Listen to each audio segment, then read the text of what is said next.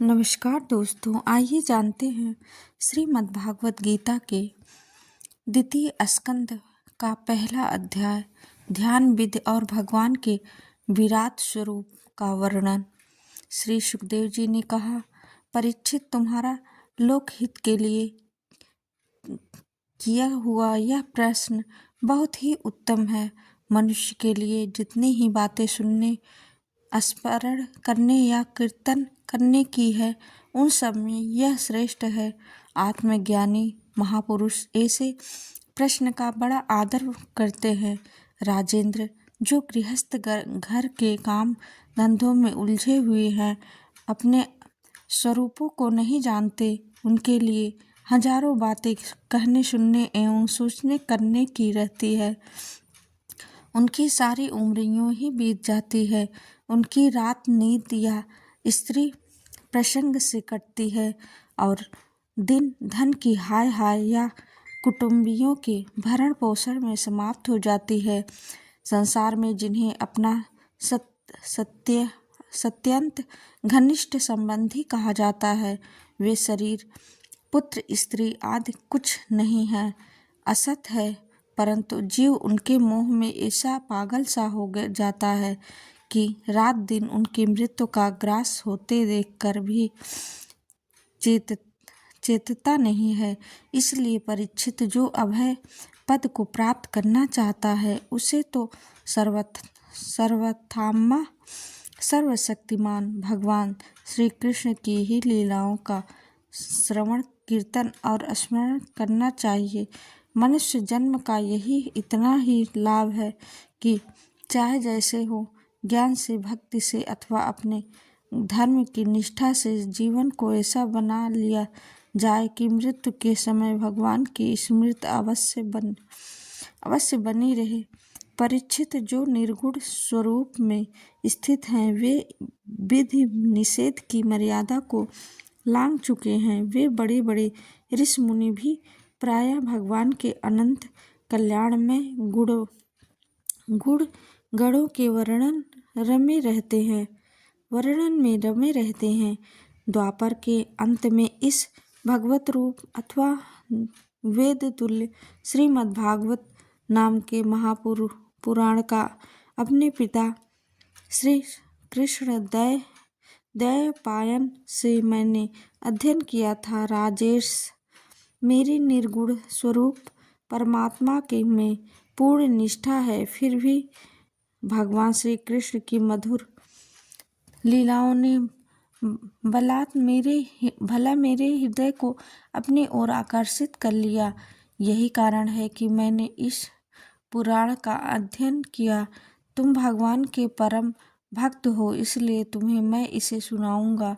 जो इसके प्रति श्रद्धा रखते हैं, उनकी शुद्ध चित्त वृत्ति भगवान श्री कृष्ण के चरणों में अनन्य प्रेम के साथ बहुत शीघ्र लग जाती है। जो लोग लोक या परलोक की किसी भी वस्तु की इच्छा रखते हैं या इसके विपरीत संसार में दुख का अनुभव करके जो उससे विरक्त हो गए हैं और निर्भय मोक्ष पद को प्राप्त करना चाहते हैं, उन साधकों के लिए तथा योग संपन्न सिद्ध ज्ञानियों के लिए भी समस्त शास्त्र का यही निर्णय है कि वे भगवान के नामों का प्रेम से संकीर्तन करें। अपने कल्याण साधन की ओर से असावधान रहने वाले पुरुष की वर्षों लंबी आयु भी अनजाने में ही व्यर्थ बीत जाती है। उससे क्या लाभ?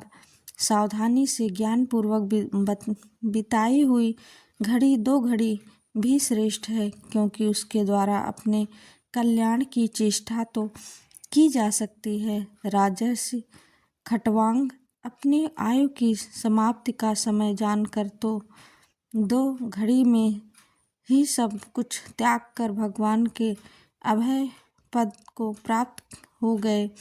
परीक्षित, अभी तो तुम्हारे जीवन की अवधि 7 दिन की है।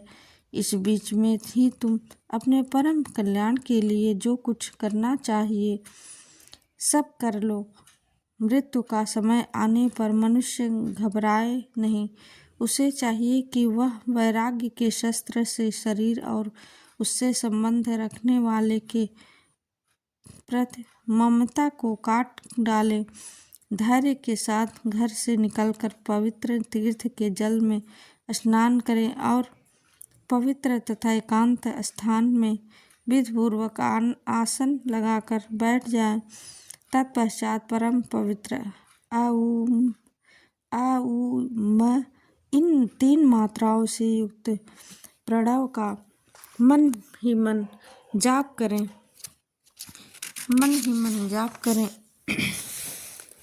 प्राण वायु के वश में करके मन का दमन करें और एक क्षण के लिए भी प्रणव को न भूले। बुद्धि की सहायता से मन के द्वारा इंद्रियों को उनके विषयों से हटा ले और कर्म की वासनाओं से चलकर हुए मन को विचार के द्वारा रोककर भगवान के मंगलमय रूप में लगाएं। स्थिर चित्त से भगवान श्री विग्रह में से किसी एक अंग का ध्यान करें। इस प्रकार एक एक अंग का ध्यान करते करते विषय वासना से रहित मन को पूर्ण रूप से भगवान में ऐसा तल्लीन कर दें कि फिर और किसी विषय का चिंतन ही न हो। वही भगवान विष्णु का परम पद है, जिसे प्राप्त करके मन भगवत प्रेम रूप आनंद से भर जाता है। यदि भगवान का ध्यान करते समय मन रजोगुण से विक्षिप्त या तमोगुण से मूढ़ हो जाए तो घबराएं नहीं। धैर्य के साथ योग धारणा के द्वारा उसे बस में करना चाहिए, क्योंकि धारणा उक्त दोनों गुणों के दोषों को मिटा देती है। धारणा स्थिर हो जाने पर ध्यान में जब योगी अपने परम मंगलमय आश्रय भगवान को देखता है, तब उसे तुरंत ही भक्ति योग की प्राप्ति हो जाती है। परीक्षित ने पूछा, ब्रह्मांड धारणा किस साधन से किस वस्तु में किस प्रकार की जाती है और उसका क्या स्वरूप माना गया है, जो शीघ्र ही मनुष्य के मन का मैल मिटा देती है? श्री सुखदेव जी ने कहा, परीक्षित आसन श्वास आसक्ति और इंद्रियों पर विजय प्राप्त करके फिर बुद्धि के द्वारा मन को भगवान के स्थूल रूप से लगाना चाहिए। यह कार्य रूप संपूर्ण विश्व जो कुछ कभी था या होगा, सबका सब जिसमें दिख पड़ता है, वही भगवान का स्थूल से स्थूल और विराट शरीर है। जल, अग्नि, वायु, आकाश, वट्टखार, महत्व और प्रकृति, इन 7 आवरणों से घिरे हुए इस ब्रह्मांड शरीर में जो विराट रूप पुरुष भगवान हैं, वे ही धारणा के आश्रय हैं। उन्हीं की धारणा की जाती है। तत्वज्ञ पुरुष उनका इस प्रकार वर्णन करते हैं। पाताल विराट पुरुषों के तलवे हैं, उनके एड़ियां और पंजे रसातल हैं। दोनों गुल्फ एड़ी के ऊपर की गांठें महातल हैं। उनके पैर के पीड़े तलातल हैं। विश्व मूर्ति भगवान के दोनों घुटने सुतल हैं। जांघें वितल और अतल हैं। पेड़ू भूतल हैं। और परीक्षित, उनके नाभि रूप सरोवरों को ही आकाश कहते हैं। आदि पुरुष परमात्मा की छाती को स्वर्गलोक, गले को महलोक, मुख को जनलोक और ललाट को तपोलोक कहते हैं। उन सहस्त्र सिर वाले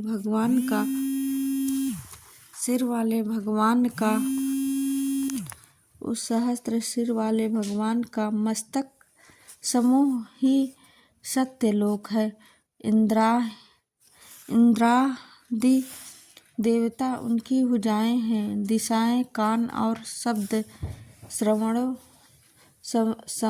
श्रवणेंद्रिय है। दोनों अश्वनी कुमार उनकी नासिका के छिद्र हैं। गंध घ्राणेंद्रिय है और धधकती हुई आग उनका मुख है। भगवान विष्णु के नेत्र अंतरिक्ष है। उनमें देखने की शक्ति सूर्य है। दोनों पलकें रात और दिन है। उनका भ्रू विलास ब्रह्मलोक है। तालु जल है और जंघा और जीहा रस है।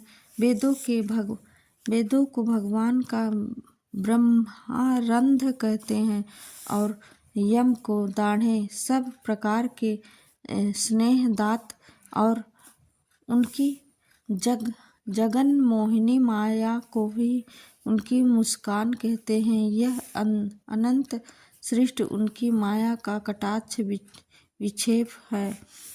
लज्जा ऊपर का होठ और लोभ नीचे का होठ है। धर्म स्तन और अधर्म पीठ है। प्रजापति उनके मूत्रेंद्रिय है। मित्रा वरुण अंडकोश है। समुद्र को कोख है और बड़े बड़े पर्वत उनकी हड्डियां हैं। राजन विश्वमूर्ति विराट पुरुष की नाड़ियां नदियां हैं। वृक्ष रोम है। परम प्रबल वायु श्रास है।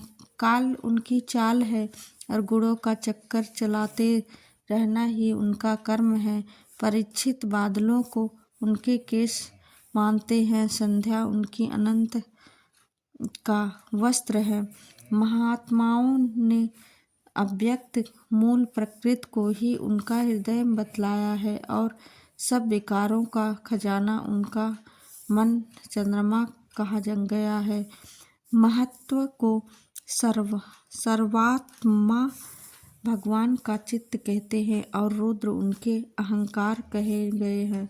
घोड़े खच्चर ऊंट और हाथी उनके नख हैं। वन में रहने वाले सारे मृग और पशु उनके कटि प्रदेश में स्थित है। तरह तरह के पक्षी उनके अद्भुत रचना कौशल है। स्वयंभू मन उनकी बुद्धि है और विद्याधर चारण और बुद्धि है और मन उनकी संतान। मनुष्य उनके निवास स्थान है। गंधर्व विद्याधर चारण और अप्सराएं उनके खड्ग आदि स्वरों की स्मृति हैं। दैत्य उनके वीर्य हैं। ब्राह्मण मुख क्षत्रिय भुजाएं वैश्य जंघाएं और शूद्र उनकी विराट पुरुष के चरण हैं। विविध देवताओं के नाम से जो बड़े बड़े द्रव्यमय यज्ञ किए जाते हैं वे उनके कर्म हैं। परीक्षित विराट भगवान के स्थूल शरीर का यही स्वरूप है। सो मैंने तुम्हें सुना दिया है। इसी में मुमुक्षु पुरुष बुद्धि के द्वारा मन को स्थिर करते हैं, क्योंकि इसमें भिन्न और कोई वस्तु नहीं है। जैसे स्वप्न देखने वाला स्वप्रस्ताव में अपने आप को ही विविध पदार्थों के रूप में देखता है, वैसे ही सबकी बुद्धि वृत्तियों के द्वारा सब कुछ अनुभव करने वाला सर्वात्मयामी परमात्मा भी एक ही है। उन सत्य स्वरूप आनंदमय निधि भगवान का ही भजन करना चाहिए। अन्य किसी भी वस्तु में आसक्ति नहीं करनी चाहिए, क्योंकि यह आसक्ति जीव के अंधपतन का हेतु है।